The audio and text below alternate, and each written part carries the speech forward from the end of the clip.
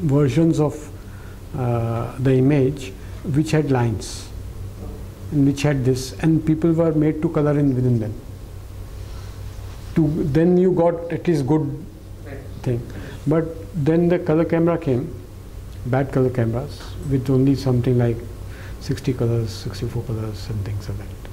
Those kind of cellulites are there. Mughal Azam's one song was shot by that cellulite camera. One song was shot, was actually covered, because the cost at that time of this film was very high. And other problem was, some other people tried to make a new camera for color, but people wanted the same old camera. The Kodak took that route, same old camera with the technology for color inside. So you just, instead of having a black and white roll, if you put a color roll, you get color picture. Camera doesn't have to change, but others tried to do with cameras. Later on, the TV technology, said the TV is projector technology, was different from the camera technology, and now camera technology has come back to coloring. That coloring should be done right in front. With digital camera, it's right in front coloring. The first thing you do is to color the image and to create the image. So all this twists and turns happen, color is all happened very quickly in last 150 years, 100 years. Photo has come after that, many standards are made, so many color spaces are made, and 10 color spaces exist now. And some of them are outdated, some of them are. The biggest color thing which is happening is that in 2005, Apple made a international color consortium. And then Apple walked out of it. And it has become an independent body. So they are looking at standards. So right now, the projection standards, holography standards, and the standards for color standards for digital image are being made by them. And so the last point I wanted to cover in this lecture was impossible colors. Colors, there are two kinds of impossibilities in colors. I've used this term in two ways, possible colors. One of them is imagine a color which can't be replicated, which can't be made. Like you're saying, that stark red, and you're surrounded by that. The claustrophobia of stark red. And so that can't be reproduced. Some red can be reproduced, some patching can be done, but patching is required to do colors and put colors. There are other impossible colors. Yesterday I mentioned two of them. One could mention 5, 10 of them. One of the color which can't even be imagined. Colors which are beyond imagination, away from imagination. These are colors like yellowish blue. What happens is, if you mix yellow and blue, you get green. But if you look at tonalities of green, you can't see that more yellow and less of blue. You will see more yellow and less of green there, or more green and more of yellow. But you can never see it like as if it's yellow and blue. So one can't think about it, imagine it. One can't even imagine tonality of color like yellowish blue. And this is one of the fundamental, very, very great conceptual insight into colors. You can't anyway do it in CMYK. CMYK you can't do it. You can do it RGB also. But here we are talking of, can you imagine a color like that? And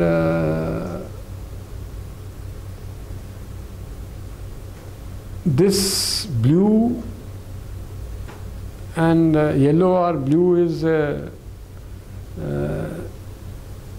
is next to black. If darkness is what is creating color, like darkness and light are not colors. But darkness is a property. It is not black. Light is not white. When Goethe is using that lightness, darkness, and he's not talking about black and white. And at the edge of darkness, he's put blue. Blue is put at the edge of darkness. At the edge of light, he has put red. That you can see it in that prism also when he made that kind of thing. And after red is in between, when the distance is big, it is all yellow.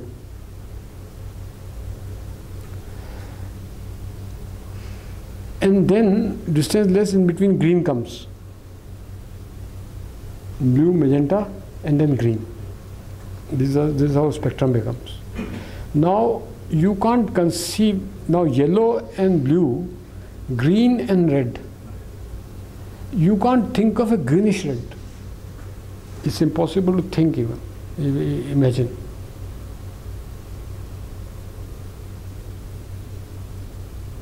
What could be that color? If you mix blue and yellow, you will get some color. You will get brown by red and green. You will get that brown by mixing. But then brown has no clue of green and no clue of red in it. Brown is a standalone color by its own right now. Where is what? So what is a greenish red? It's unimaginable. If you can't imagine these colors, there must be something very fundamental about them.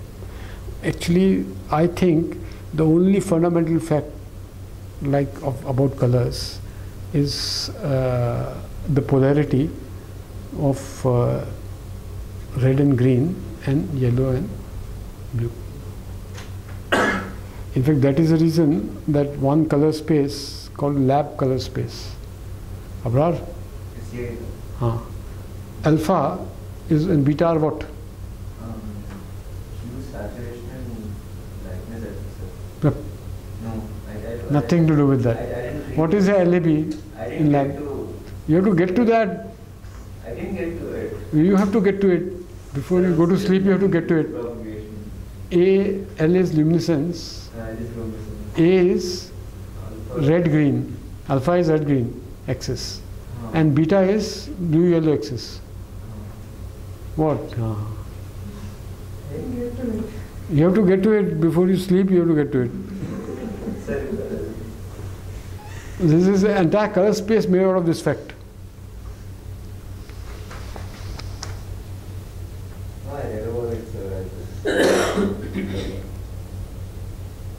I'll show you the color space. No. Huh?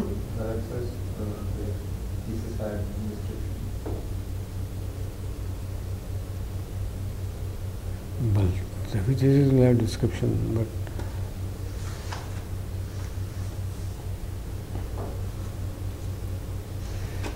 I suppose this is lab color space. No, this is your old color space, RGB color space. Munsell chart or something. Huh? The Munsell chart. No, Munsell chart is different.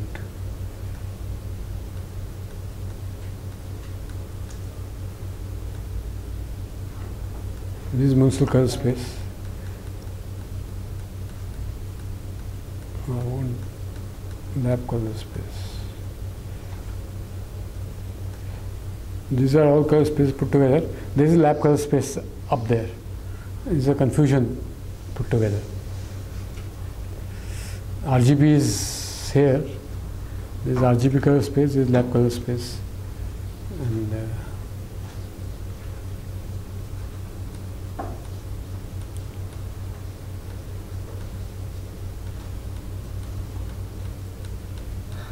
There are too many actually images. Somewhere color spaces are there.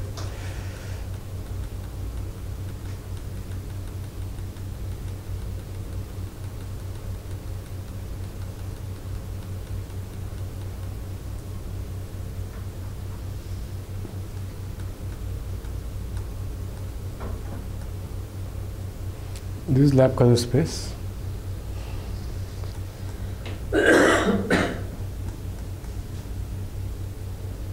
Okay. The fourth one is lab color space.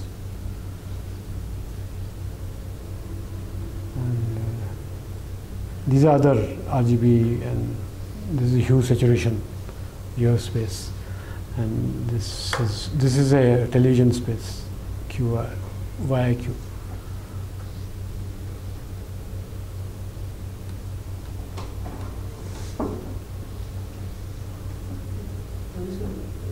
Something was proposed. ACES. Huh? ACES. That must be that committee or something. Huh? What is ACES? I don't know. It's a committee. Actually, they proposed a new conversation. Yeah. Much larger than the. Okay, now we will get two color spaces.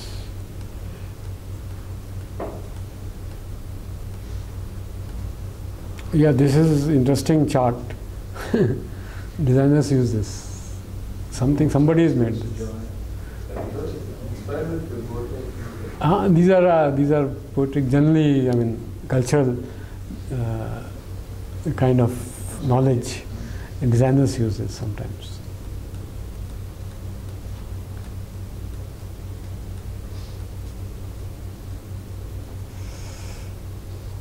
These are Adobe RGBs there.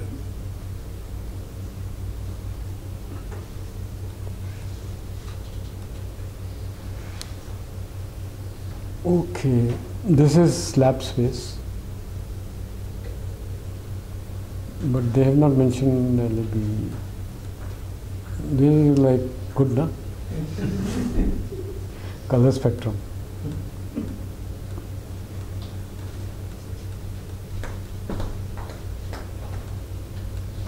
Oh, I wanted a proper lab. This is your HSV space.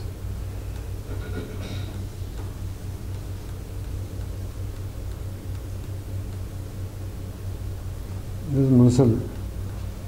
This is also Munsell.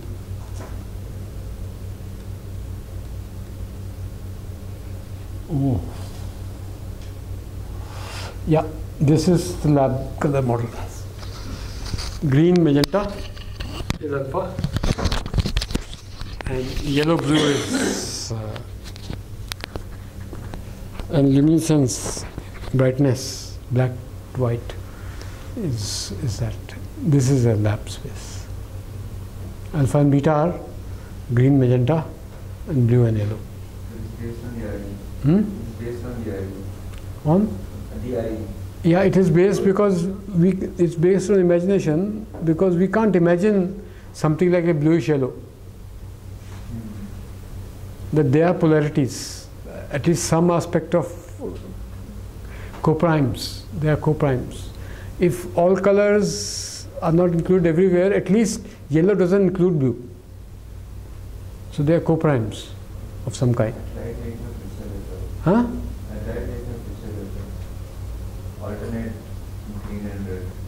No, you can do, but a yellow palette will not have a blue palette in it. Green and red you can do always. Green and red is normal. People, but you can't have a greenish red. That is what does it mean? If you mix them together, you can't pass them into some portion of green and some portion of red. Yeah, that is magenta and green here. Red is taken in its more saturated magenta sense.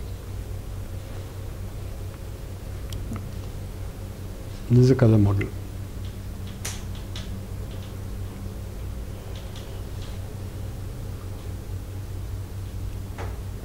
So we were on impossible colors, and Another level of impossible, these are two impossible colors, but they tell us that even if colors, there are no primes in colors, there are co-primes in colors. The co-primes are like mutually they are prime, these two colors. They don't divide each other. They don't share any of the factors which constitute them. So they are called co-primes. Modular arithmetic, have you done this co-prime business? Modular arithmetic in some course? Mathematics. That is about co-primes. Mathematics about co-primes. So they are co-primes at least. That blue, any blue doesn't have a patch of yellow in it. And the yellow doesn't have, at least they are separate. So you can pull them up.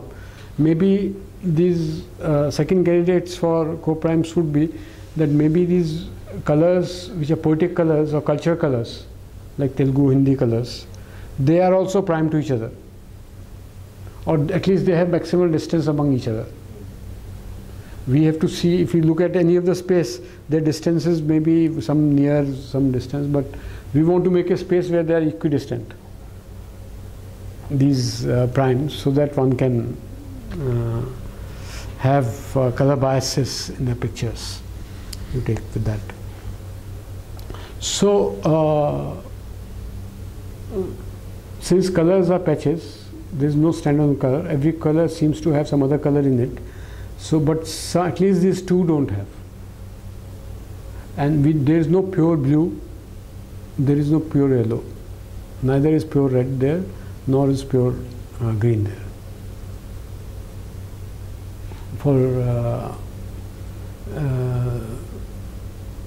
But nonetheless, among themselves, there is a distance between yellow and blue, which is a maximal distance between color.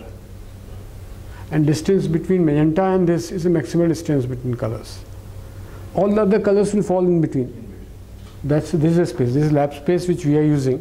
He is going to use that for color transformations. And we want to create more richer space with say 140 dimensions. For Telugu dimensions, for Malayali dimensions, Tamil dimensions. We want to create those spaces. And then do all this thing. But this is one fact. But there are other impossible colors, like yesterday I was mentioning, transparent white. You can't even imagine it. There is a sculpture called Veiled Rebecca. Who has seen that sculpture? You know, huh? Yeah, it's just too Hyderabadi sculpture for anybody outside Hyderabad to see it.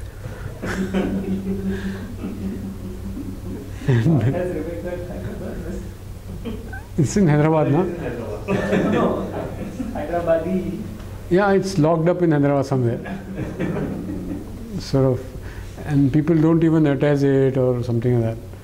This is not a cultural symbol for this place. It's been bought by some minister of Nizam, some auction in France or something like that.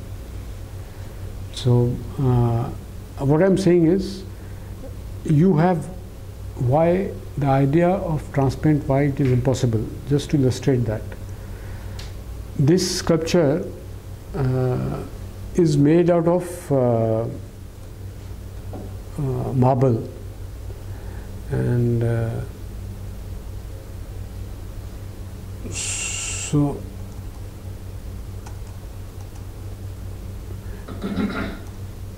it's huh? R?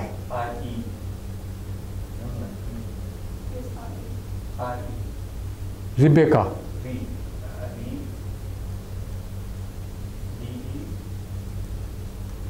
Yeah, we'll see what it gives, and then we'll modify. See, double C should come.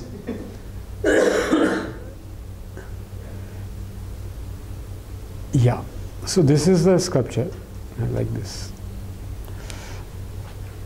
It's full standing. It's made of marble. But the surface of sculpture and the image which you get inside sculpture are different.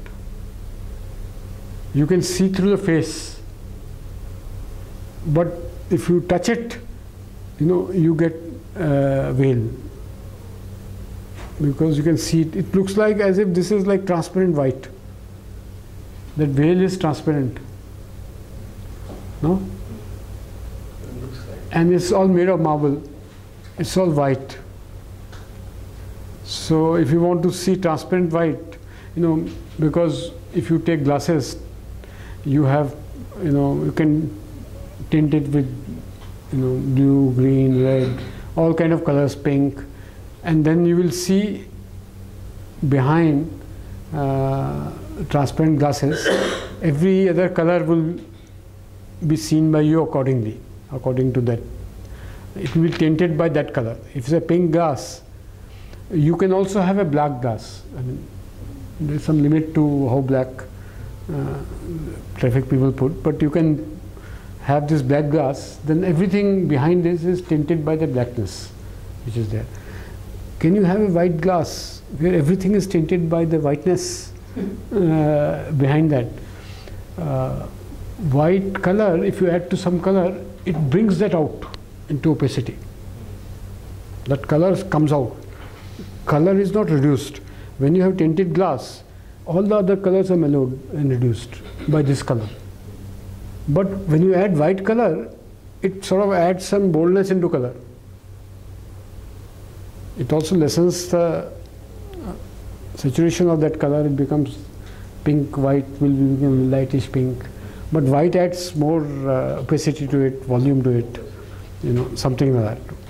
So white is an opaque color, and you can't make a glass which is whitish, because it will stop other colors to come out, instead of letting those colors get tinted by white. You intuit that. I mean, you can have see-through clothes, as I was telling yesterday. When we are speaking of the white marble here, what is the contribution of whiteness here? Because if there's also some other color, this cannot be seen. No, what I'm going to say is that I'm going to show that though it looks like a transparent white here, this white of marble is transparent because there is an image of a face which is coming out. But if you touch it, if you're blind, you can't see the face. You can see the face and imagine it, but you will see those wrinkles and things like that, or cloth pleats you will see with that. But you are getting the image here. So this looks like a transparent white, white which can show the image underneath it. In fact, one of the reasons why graves, Muslim graves, were cast in marble was because they are translucent. There is inside, interior is visible a little. The rest of it has to be imagined, the interiors of those graves. That's why the marble graves are the sort of Shah Jahan and Mumtaz Mahal was in marble, done marble. So, because in this marble, that is synesthetic, that I had gone to this place, Pega, where you did painting competition, where painting Pega tombs. The graves there, if you are a kind-hearted person, good-hearted person, you will get, sort of cavender smell. A smell of cavender, flower, the grave will smell, but only to people who have a kind heart, not to other people. Chalu logon ke liye there is no smell. It's just a piece of pathar there. And especially young maidens, when they go there, they smell the graves. That happens there. So So you have to be like young maiden to be sort of smelling those things. But those are interiors. So just to, it occurred to me when you say imagine something like a transparent white. If this problem is given, how do you imagine transparent white? And because white will sort of abrogate that color, it will destroy that color. Whereas others also, the pink will also destroy that color, but it will only add a new color to it. So there would be some mellowing of that color with the new color. But with white, you can't mellow any color. Won't it diffuse it, sir? Huh? Won't it diffuse? It may diffuse the color, but then white diffusion is not there. I mean, every other color is actually infusing some color into the original colors. Behind the glass, the original color is getting infused by this color. But what does it mean to infuse white color into behind the scene, behind the glass reality, color reality? That you can't imagine. Imagine that. You can imagine all kind of, like pink. You don't ever see a pink tinted glass, but you can imagine pink glass is there, and sort of you can see what is behind that glass, tinted by the pinkness. So all colors will be as if they're reacting to pink. Whereas if you put white here, even if it's a very diffuse kind of white, you may say, and white tinges there, but you can look behind. That white will stop any color from coming through in it. The other way of looking at it, this is actually raised by Wittgenstein, this issue, that you can't have transparent white. It's a strange thing, but so you can have see-through clothes, but these see-through clothes are clothes which are like made like a mat of threads. There are holes there. Okay, there are some see-through clothes which have instead of holes, some colors. It could be gel colors or something, some colors are there, light colors. So you can see through them. I'm saying one is see-through clothes with the curvature, etc., not that. Color see-through.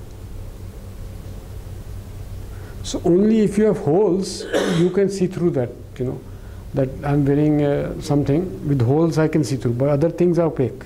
Not because of the white. Not because of white. So white tinge of a glass is like that. Wherever there is no white, you can see through that. But white you can't see through. So just to imagine that why you can't have a transparent white. So all kind of colors are there, transparent colors are there, except white. So because of these difficulties, people said, let's leave this white and black as outside color. They are not colors, because they create so much of conceptual problem. And the white color and the black color, they are like, you can't think of them in the same way you can think of other colors. So other colors you can have concepts which are nice, but not with black and white. Black looks like absence of all colors on the one side, and then it's such stark black is there. Then the black is transparent. I mean, this is, why should black be opaque? No, let's imagine that black should be, it is transparent. You have people going around with black tinge in their cars. So, and it is in that context that I thought of Rebecca. And it's a great sculpture for simple reason that, that it creates an imagination of the kind of colors which are coming of a face, though the surface of face is never there, not there in the sculpture. Usually most sculptures, what you see is what the surface is. Here what you're seeing is not the surface, you're seeing inside, interior of that. So as if marble is like transparent. But here there's error here. This face is in imagination. This face is an art of sculpting that this face has come out. And this is one of the best things which Hyderabad has, according to me. In terms of artwork, if you look Hyderabad artwork, this is it, Whale Rubeka. And it's very difficult because the modernization process, cultural modernization is ad hoc. It's very difficult. So people of Hyderabad do not own it up because they can't relate to this. There is no cultural relation between this work and it's very beautiful actually.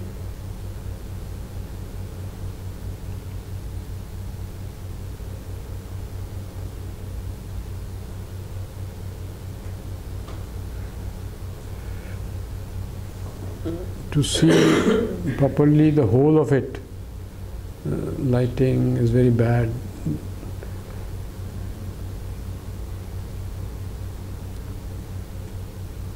But you can see this image. I mean, it looks so good, and it's a sculpture.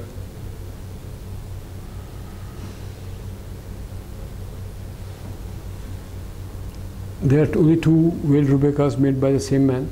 One is in Hyderabad, one is in Europe. And so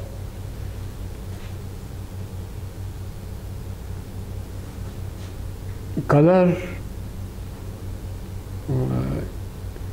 impossible colors are there, and they tell us something very concrete about colors. Like this opacity is a real solid fact of color, and white being opaque. And white gives you idea of a pigment color.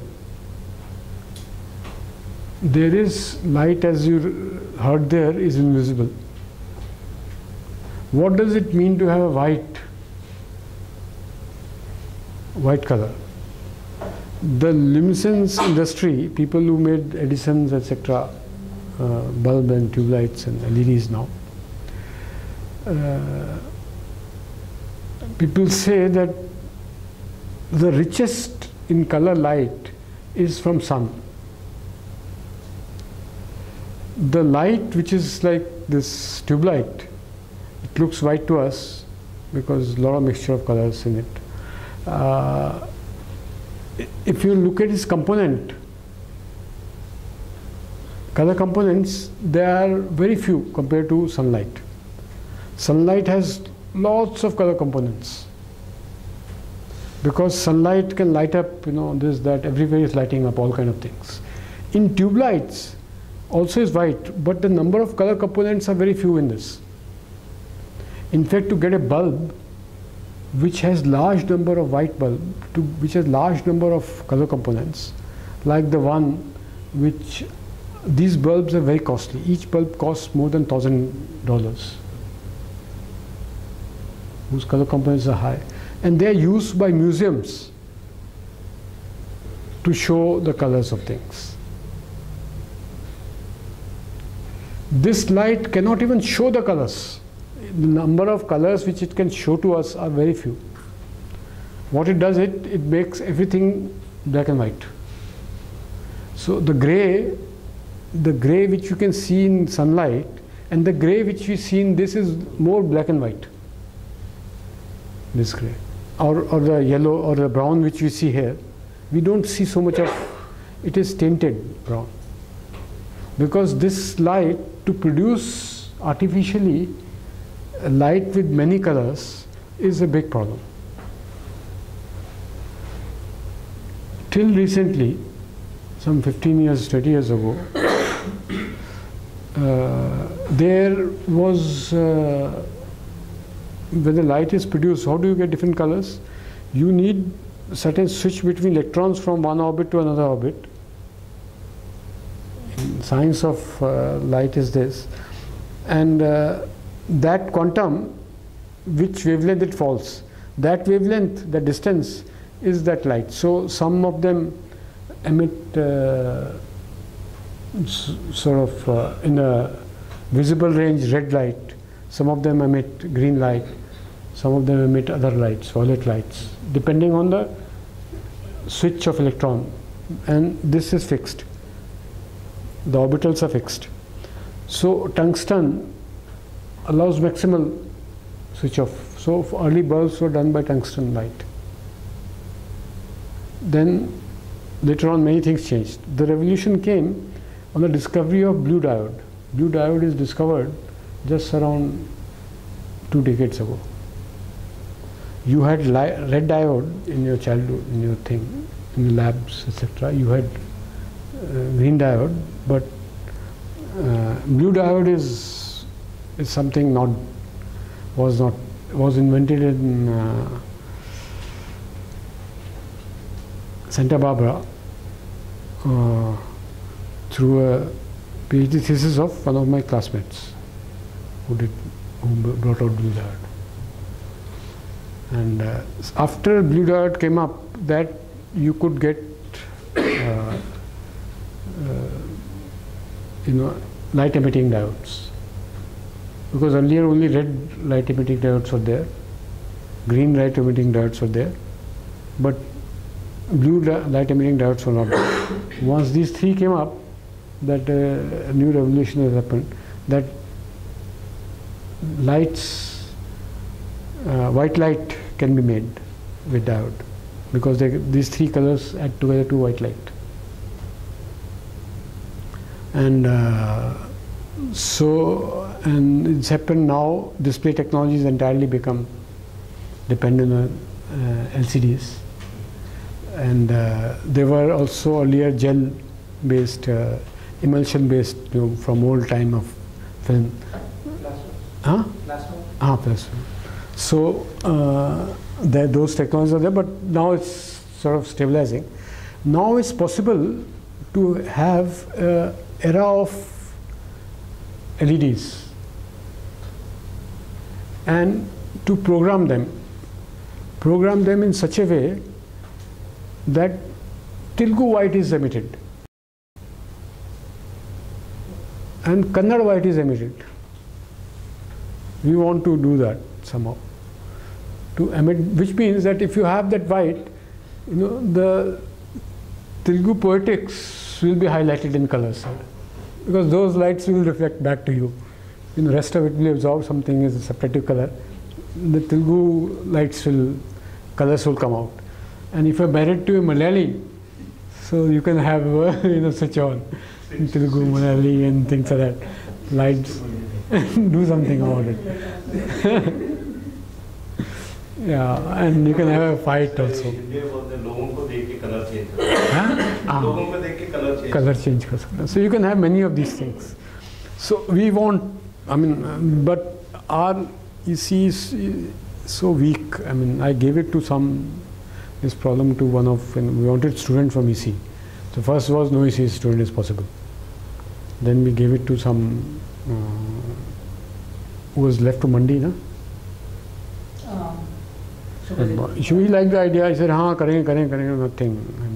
Okay, but he was also not stable here. So, but I want somebody to do this, actually make lights. Programmable LEDs exist. You can, $1,000 you get programmable LED array. And once it's demonstrated, then you go to this company to aisa banao bhi light banao aise. So then they can do Telugu light. They can do not just Telugu. You can do morning lights, evening lights, because the gamut changes in the morning and evening. You can have my type of lights and their type of lights. You can have Jewish lights and all kind of things you can have. So it's possible, but that will be next generation of light technology will have all these things. Now, apart from, one is the projection and generation of light. Another is recording of light. For recording, I mean, is the camera, filters, and these kind of things. For projectors, these projectors also would become $10, $20 kind of objects now. They will each cost less than, I don't know why this has not happened, but there is no reason why LED projectors are not in market. LED projectors should be very simple, and right now they are based on very luminescent lights, very costly lights. I mean, these bulbs cost like real heavy, because only reason is that the amount of heat generated by these bulbs is very small compared to light generated. So to have that kind of bulb, it costs a lot. But I think LED projectors would be coming. They are right now in low resolution, but there would be LED projectors which are like that Prasad Hall, na? IMAX. That kind of projectors will be there. They will also handheld projectors.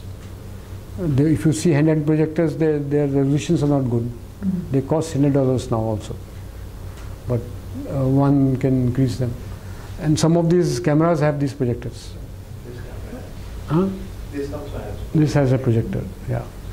So those technologies there, but it's not come to market. I think for some monopolistic reason they have not come. I mean, economic reason, but they should be there in the market. So if you go back up here, so from impossible colors you get certain facts of colors. You have language colors, you get certain preferred colors, color preferences and aesthetics of colors. Then you look at impressive thing. These language colors are expressive colors. For impressive colors, you have all kind of impressions of people, color people, you know. And you know, there is like poetic impressions. Like there is a Punjabi poem which says, "Rang gora gulab le baitha." That gulab is a flower. Gulab, you know. That flower has taken up white color. So it's a sad. It's a poem of sadness. You know. So these are impressions. Gora rang leke baith gaya.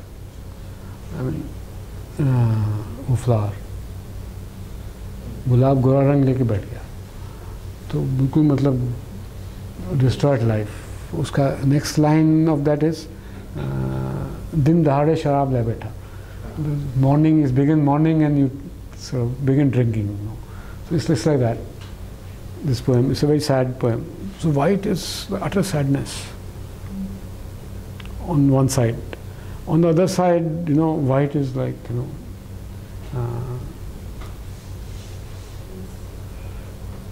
in Punjabi there is, you know, rejection of white, no? That song became popular.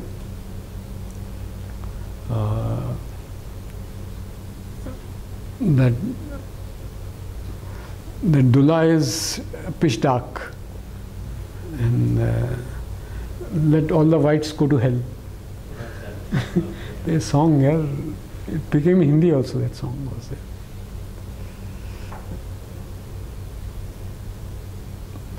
Let all the whites go to hell. And because my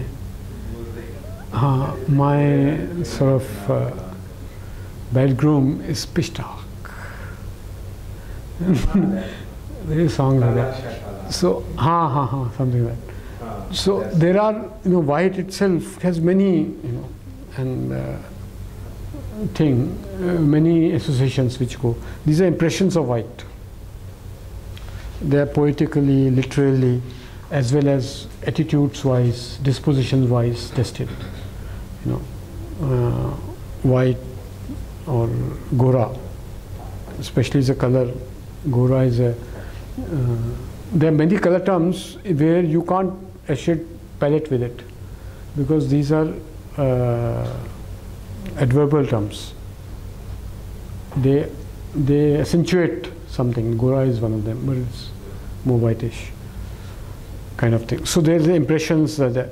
Then there is, from these colors you can see impositions, positional aspects of colors, and the rest and motion aspect of colors. Then go back to pigment, light and dream, etc. More onto a dream it will go, most of these colors. And look them as patches, and look them as memory colors, and which are like selected out of that. And now we look into the color spaces, which yesterday I ended up with imagination that visuality is a color space, because the only feature vision has which is variegated, which keeps changing, is the color. Other feature of vision are like spatial features, temporal feature, depth is there, sidewise, directions are there, left side, right side, down side, behind, ahead.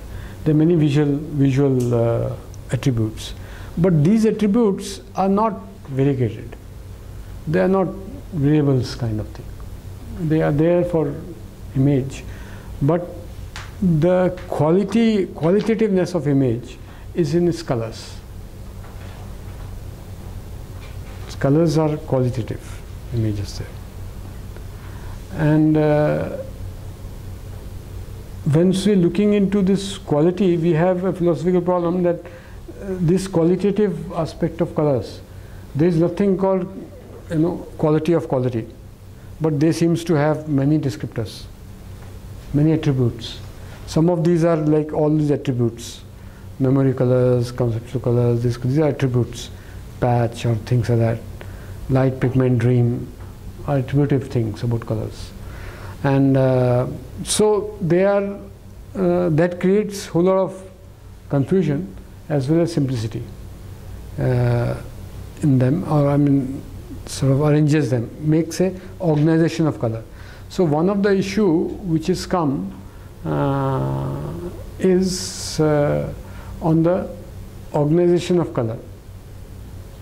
How are colors organized? One was more like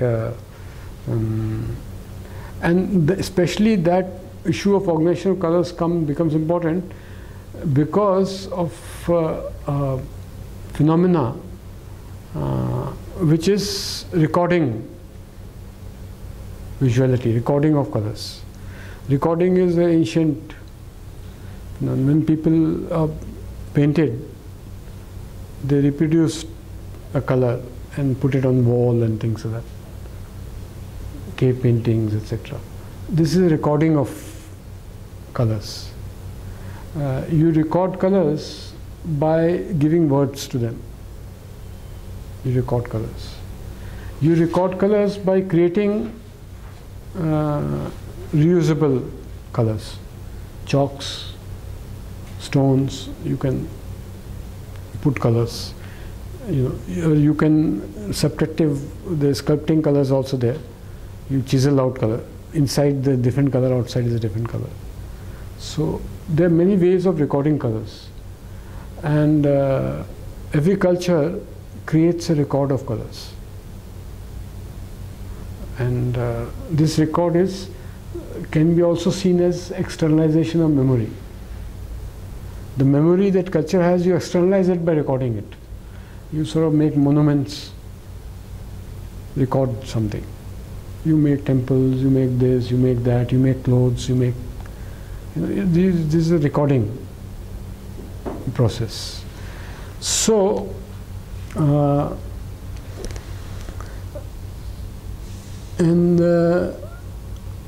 to record colors is a big thing, because you record many things. You record impressions, you record memories, but colors seem to play a role in that recording, and it has become more obvious in the 20th century with modern technology that people are taking snaps, everything, you keep taking snaps. So you're recording colors there. And then you have certain art forms like films, etc., we are also recording colors. Ubiquity of recording colors has given rise to visuality being a very fundamental aspect of our imagination thinking, more than orality. Yesterday also I was saying, but you should understand this, that orality being a part of our imagination, like visuality is part of imagination,